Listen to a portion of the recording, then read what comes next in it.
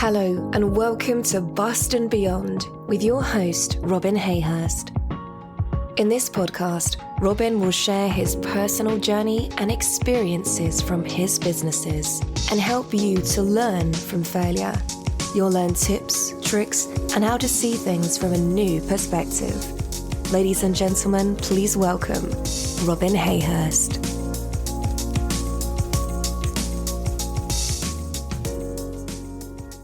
Hello everybody and welcome again to Bust and Beyond. I'm with Daryl Urbanski and we're going to talk about failure and lessons learned from that. Hello Daryl and thanks for joining us. Okay, cool. It's an honor and a pleasure to be here. Hi everybody. So Daryl, tell us a little bit about why you're in business and kind of what your background was and what brought you to business.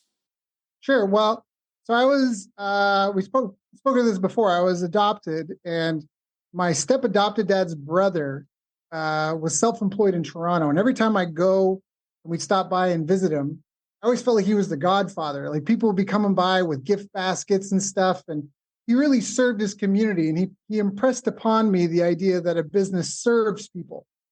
I always admired the respect and recognition that he got. And I felt like his, businesses solve problems. And as a kid, I felt like I wanted people in my community to revere me in a similar manner. And so that's kind of what gave me the impression of like it being cool to be like a business person as a kid. Now, as far as when I got started, it's tough to say. I was very nomadic. I was kind of trying to figure out my roots as a kid. So I moved around a lot and I was often job hunting. And, one of the things I feel like I've realized is that having a business in some ways is a never-ending job hunt because you're always looking for a new customer, right? And you're always trying to keep the customers you got. So you're always trying to keep the job you got, but you're kind of looking for, to more in the scale. So my first experience, I think, with marketing, I just done this program, Katimovic. So when I was 17, I did this program called Katimovic. It was a leadership training program for kids 17 to 21. I lived in British Columbia, Alberta, and Quebec 3 months each. We had full-time volunteer jobs during the day. We lived 10 kids in a house. We had full-time volunteer jobs, different places. At night, we were automatically signed up as volunteers for whatever community events were going on. Every week, a boy and a girl would stay home from their jobs, and they would be like the mom and dad of the house, and we would run the house. And there's this government program that I got involved in, nonprofit thing. And after that, I wanted to go back out to British Columbia. I thought it was great out there, but I didn't really know anyone out there. I had $1,000 to my name, and I knew I was going to need to be working as soon as I got there. So I went online, early days of the internet. I found some online classifieds ads. I found a lady's phone number, called her up. We had a great conversation. I rented a room in her house. I put all my stuff on a bus and shipped it out west. And then I went to the city's Chamber of Commerce website and I scraped all the emails. And I put together a 3-step email campaign. Had no idea what I was doing. First one was like an introduction with a cover letter, my resume. Second one had a PowerPoint presentation, like top 10 reasons to hire me. And the last one was like a final notice. I'm hitting the road, Jack. And I got the job. No, I didn't get the job. I had 2 job interviews lined up for me when I got there. I hitchhiked out to the West Coast. That's kind of how it started. I did a lot of different odd jobs. And when I really got started, I'm skipping lots of details, was I planned a business when I was there. I was going to open up a youth hostel because that was one of the jobs that I had. And I decided not to do it because I got approved for the loan. I had backers and everything, but I realized I hadn't had a girlfriend for a year. The biggest purchase I had made was a car. And I went against the mechanic, my friend who's mechanic, his advice. And I regretted it when the car that I bought. I was about to sign a loan papers for $300,000 to buy this property and renovate it and turn it into a youth hostel. And I felt like I haven't had a girlfriend for a year. My biggest purchase was a car and I didn't listen to the advice I got and I made a mistake on that. If I get this $300,000, I'm going to be married to this money and paying it back for the rest of my life. And I didn't do that. I ended up working for a few years and I went back to Ontario. And then after I met a girl and we went to Japan, and in Japan, I worked freelance. I got a job at a company, but I quickly learned that I can make more money working as a freelancer in Japan. And so I did that. And I ended up working for Johnson & Johnson and Tokyo Electron and QA Securities, a mix of English teaching and corporate training programs. I worked with a a consulting firm called Seven Seas Consulting. One of their biggest clients was Microsoft. They did like team building, Mind Gym, which is a company out of the UK. We were all trained up in that and their, what do you call it, the curriculum, and we ran it. So that was kind of the early foyer, early intro into becoming, getting involved in business. I think I even skipped something too. When I was in high school, I did a co-op with a lady, and her company was marketme.ca when I was like in grade, whatever, 9 or 10. And so I kind of learned the ropes of that, got involved with the Kingston Economic Development Corporation, the KEDCO. Would you call yourself that? I mean, you've kind of been involved in entrepreneurship quite a bit. So are you a serial entrepreneur? Have you, had quite a few businesses? Do you tend to flip from one to another, or have you had one passion and you've kind of followed it through? When I did that co-op, that was marketme.ca partnered with bizbound.ca. Those don't exist anymore, but they were helping startups launch and scale and helping existing companies market themselves. And I would say I've been a business coach and a marketing consultant for about 17 years now. So I've worked for companies. I've had equity in companies. I've been hired. I've done the agency thing. Right now, I've got a program called Habit Hero with over 300 members, but it's been kind of waving the same flag and beating the drum. One of my earliest jobs was as a telemarketer for fundraising, for the selling tickets to the circus to fundraise for a police charity. And we got shut down. Our office got shut down. And I felt like I was one of the last ones to find out.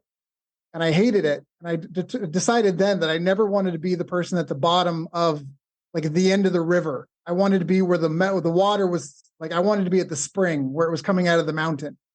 And ever since then, I've always been obsessed with, like, working in wherever I've worked. I've always wanted to be where the money was coming through the door type thing. Like, where is that?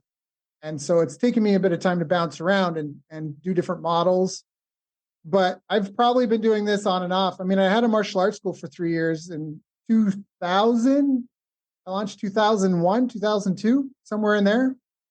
It was later, but I ran that school for 3 years, and then I got full-time into business consulting and coaching. And I've been doing that since then, almost exclusively. And that's 2012, 13, I think. I went to San Diego to work with John Assaraf. He offered me $100,000 plus 2.5% of everything I helped him make. And his company was on the verge of bankruptcy, and we turned it around. We did 1.6 million in 8 months with a single marketing strategy. We did 3.2 million as a company as a whole. And I leveraged that into working with other clients and doing more kind of online marketing using automation. Interesting stuff you mentioned there that you turned the company around. I think, people listening will go, okay, how?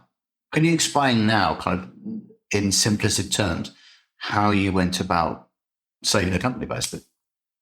Yeah. So John sent me, so I moved down there. He made me all these, pay $100,000 a year. And I'm a martial arts school, and we were doing 6 figures, but a lot of business owners know that wasn't necessarily net.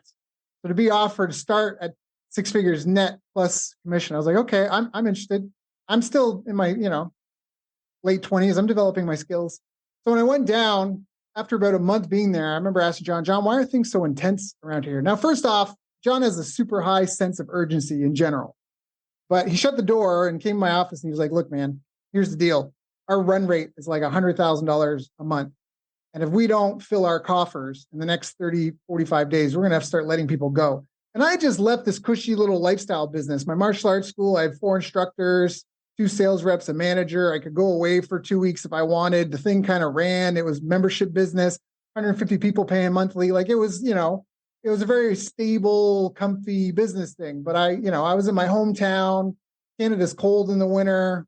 I was hungry for experience, and to explore the world. So John, one of the first things we did is we talked about his entire career and what were some of the best-selling things he'd done in his career. And the first thing we did is we picked 2 things to sell that were high ticket that had sold well in the past. And we did promotions specifically for those. And we managed doing about $200,000 or so, I think, in October, promoting one of those programs. It was like a curriculum he'd had. And then after that, John, if I were to tell you what John Assaraf's superpowers are, I would say he was a fantastic sales rep and a power networker. He would network and get an audience with the Pope and be like, look, Pope, here's what we got to do. And he would sell the Pope on the idea of pitching all Catholics a $10 a month membership. Like that, John just can get audiences with whales, and he's good. So he managed to get a bunch of, we did this thing called the Brainathon, which now it's been the company's bread and butter for years now. And when we launched it, it was kind of new, and he managed to get all of his partners, his friends, his affiliates to promote it. And we managed to get 12,000 people to register for an online webinar, a web event. It was like a telethon. If you remember, like the Save the African Kids, it was all, call in today, and they do like the whole day event thing. We did one of those, a 6-hour event. It was 20 minutes of content, 20 minutes of case study, and 20 minutes of kind of tutorial of the product that we, attached 6 times over. I'm oversimplifying here, but the first thing was that we got really clear on what had sold well in the past. We did a couple of surveys. We promoted and launched something that gave us a bit of grease to kind of keep the wheels turning. And then we tried to figure out what was our big thing that we could do. And we talked to, John talked to all of his partners and talking to all these, his strategic alliance partners, you could say, felt something that they all felt very comfortable with and kind of believed in. And so we did the promotion. Now, here's where a lot of people go wrong. And this is what really turned things around for that company, hands down. And I had to talk with my own team about this today because we're about to do a promo, and I was explaining how this is going to work. A lot of companies will do a promotion like a 2-for-1, and yay, it makes some sales. And they go, okay, now what? Well, that's okay your first year in business. That's okay your first 2 years in business. That's okay your first 2 or 3 years in business. But by the time you're getting into year 3, 4, 5, you should have a portfolio of promotions that are proven to bring in sales.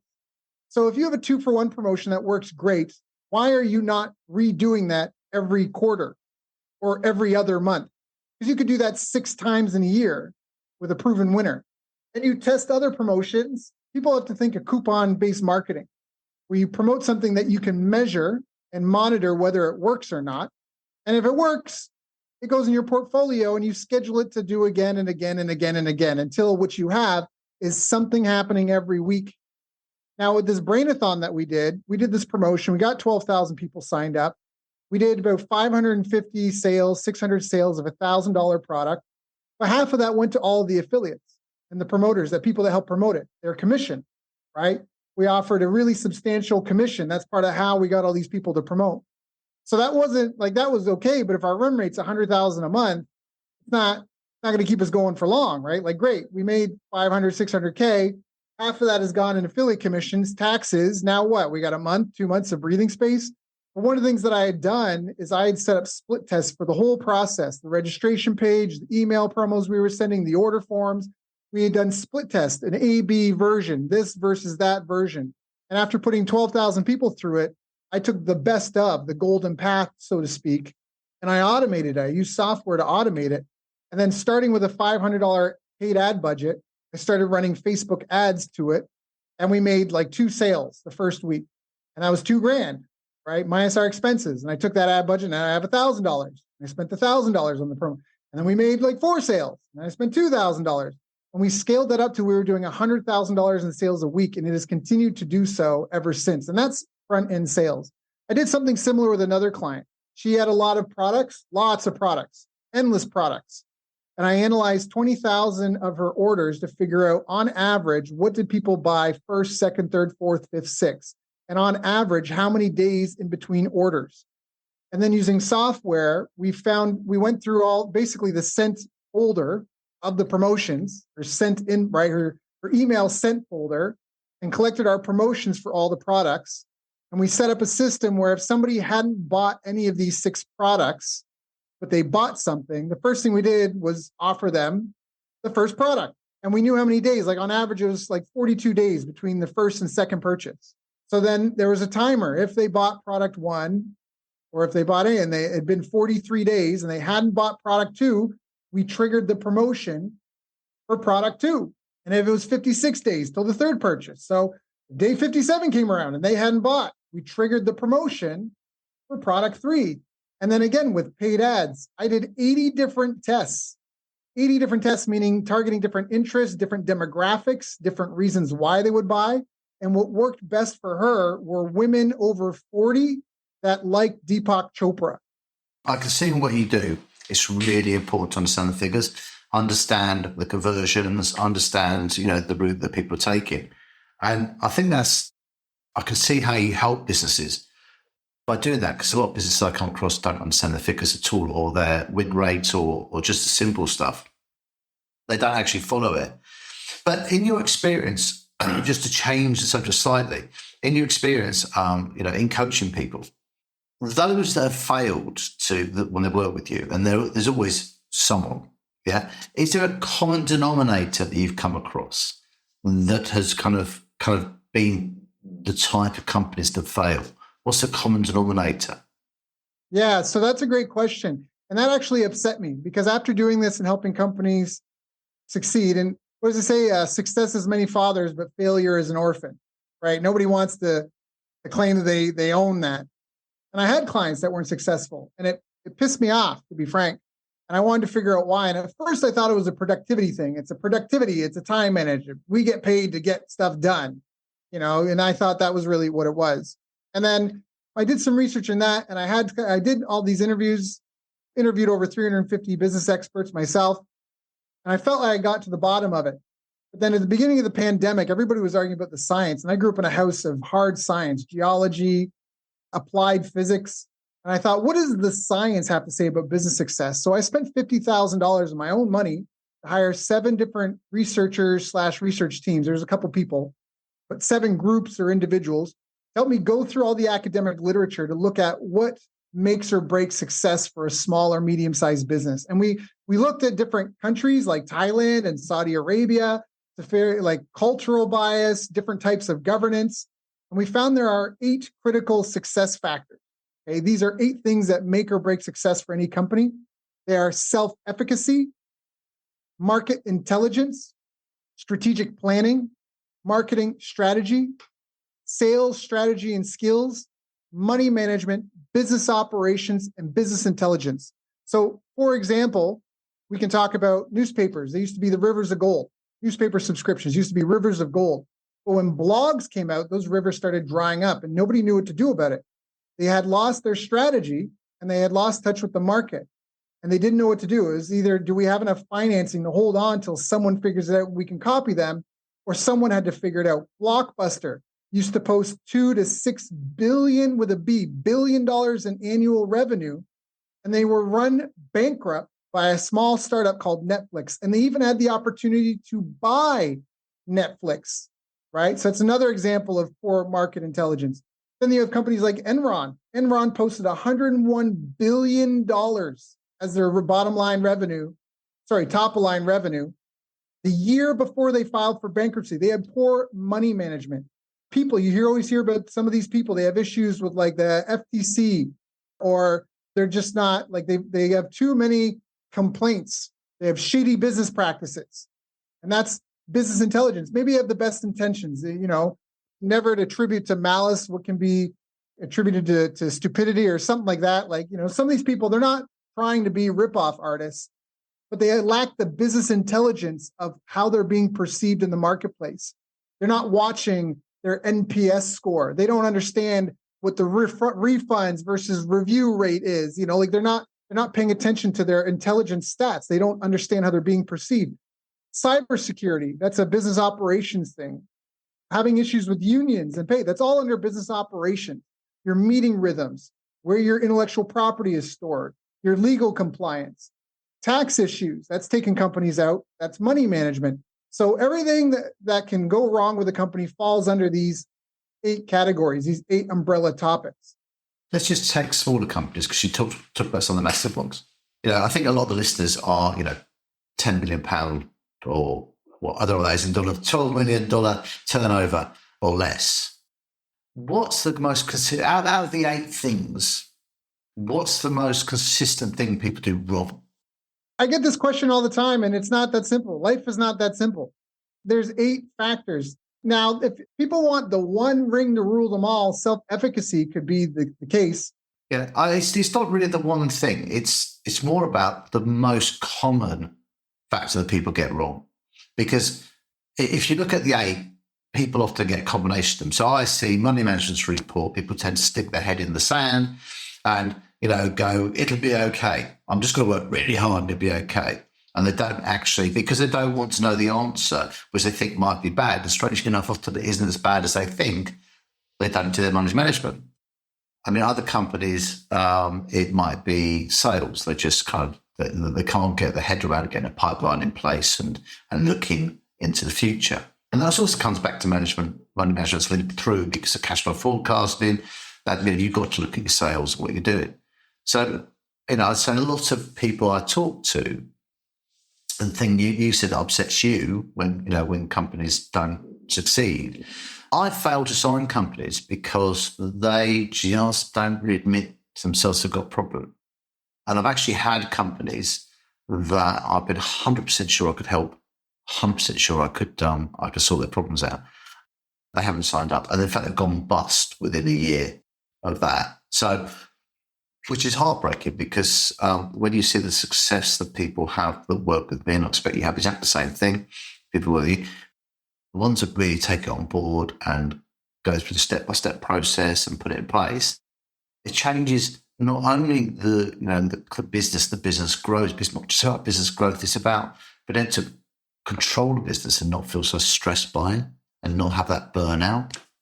It's a catch-22 in the sense of, people don't know what they don't know. And for any business, it's the bottleneck. So like you mentioned, it could be a sales issue. They may have capacity for 15 clients, but they just don't have the marketing and sales. And that could be a market intelligence issue where there's a disconnect, like message market mismatch. There could be like a product market founder issue. So it's not even the product in the market or the service in the market, but the founder is in an industry that they have no passion for, and they actually have disdain for the customer. So they're not really driving the business. There could be a marketing strategy failure there, right? Or again, it could just be the sales team isn't performing, or they're not being coached and they're not being, you get what you inspect. So they're not being incentivized. They're just so there's a lot of different ways that can go wrong, but it's also the same as the opposite, where if your marketing sales are good, but your company can only handle 5 clients, more marketing and sales is not going to solve your scaling problem. I totally see that. I mean, I find with, you say about, people have to stay for their customers. As I've told you, I think I coach the construction industry, and we often had a very adversarial relationship with the customer. And I kind of worked this out a while ago, having kind of been through it a few times myself, and I've come up with a system to help people to manage their customer and make their customer understand they're a professional. They're not there to do them. And it kind of takes that away. And the biggest benefit from that, apart from having raving fans as customers, is time. You're not forever firefighting and trying to sort these problems out. And I think a lot of people forget that they need to manage their customers. If the customer's unhappy and is having to go all the time and is trying to control them and isn't paying the extras bill and, et cetera, et cetera, et cetera, maybe it's something they're doing wrong. It's not just they've got a bad customer. And also, there's nothing wrong with, say, look, you're not a good fit for me as a customer. We're not going to start working together. Yeah, that's 100% valid. That's 100% valid. It can be tough. I had someone in construction ask me what the best bang for buck was for marketing. And I asked them, well, who's your biggest, who sends you the most business? When's his anniversary? When's his birthday? Did you get him anything for Christmas? The $150 you'll spend on a gift. My girlfriend just did this. She spent $100 on one of her best clients, and they prepaid for next year's services in full. Spent $100. They gave her, I think, $8,000. Like, I would do that all day, every day, inch wide, mile deep. So it's better to have a small group of people you really take care of and tend to, which comes down to people skills. So that's a self-efficacy thing. So not only did we do the research and have these 8 factors, we actually researched what makes up each factor. And sort of what you're talking about is self-efficacy in business. And what is self-efficacy? So we did meta-analysis of meta-analyses. And meta-analysis is when someone summarizes hundreds or thousands of studies in a field or on a topic.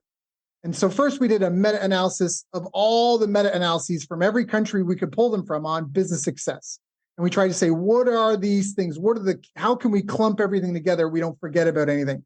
We had those 8 factors. There's actually a 9th factor, government and economic conditions.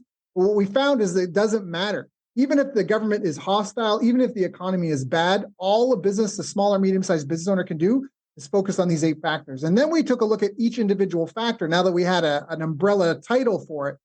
And for self-efficacy, we did the same thing. We looked at all these studies about self-efficacy in business, and we found that it's 3 things. It's personality traits, leadership skills, and personal disciplines. So for leadership skills, it's self-awareness skills, like you're talking about, being willing to accept your strengths and weaknesses, your preferences. It's communication and cooperation skills, which is huge. Emotional intelligence, which are people skills, and it's adaptability. Because all a company is a group of people who solve the pain or the problem of another person or group of people, and they do it via a product or service. So you have to have those people skills. The personality traits most related, statistically speaking, to success in business is a locus of control, being a control freak about the things you can control. Then it's extroversion, openness to experience, agreeableness, conscientiousness, and acceptance of criticism and feedback. Because again, as business owners, we are there to serve. Business is supposed to solve a problem. My teeth hurt, you go to the dentist. My daughter, my child needs to be taken care of, a caretaker. So you talk about having an adversarial relationship. They've forgotten the role. It's like they're in the employee mindset versus the business owner, I serve the community mindset.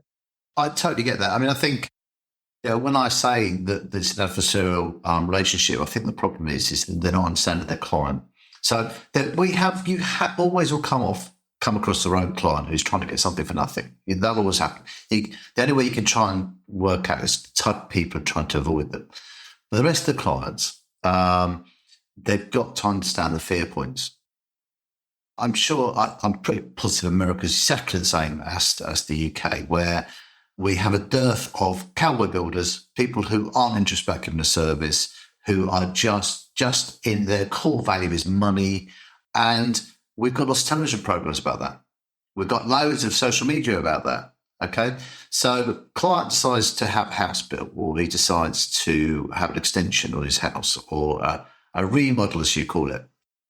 He gets contracted. He's 3 fears of all the things he's seen on television. So they're simple. And it's really simple for people to understand that the 3 fears are that it's going to be a rubbish job. It's going to be crap. The next fear is that it's going to go over time, because they're going to say it's going to take 6 months, it's going to take a year.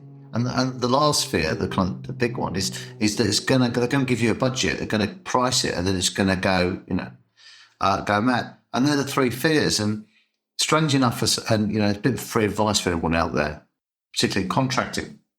If you want to get clients, make sure your testimonials cover those 3 fears. Because if you've got repeated testimonial in their own words, just say, can you give me your feedback on these 3 things?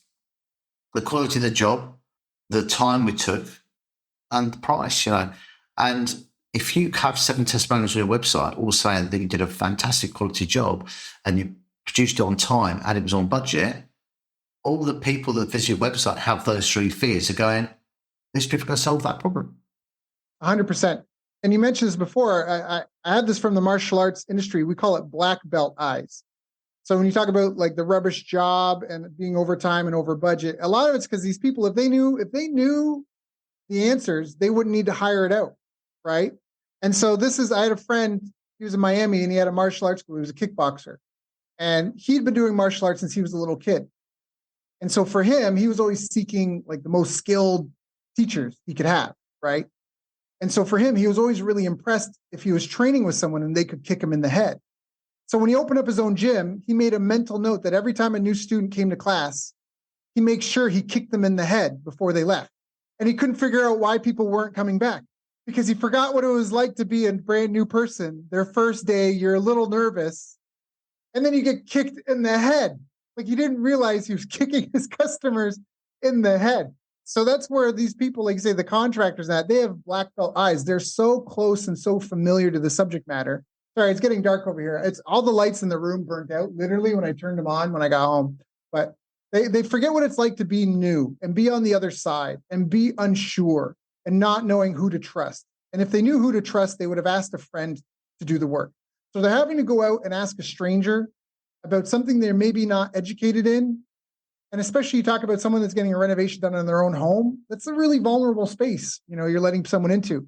So although for the contractor, it could just be another day and another job, they're just going to do, R&R, what is it, rip out and restore or whatever.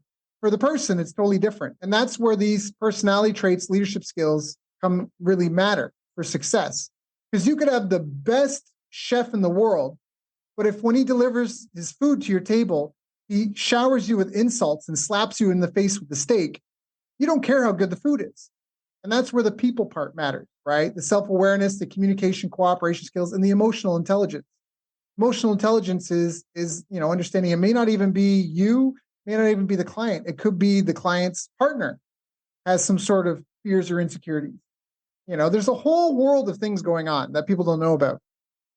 Oh, it often is the client's partner, particularly our industry, because they have a huge aspiration to what you're doing for them. And I think a lot of the industry, particularly construction, but this is relevant to all businesses, they don't understand that they need to be professional.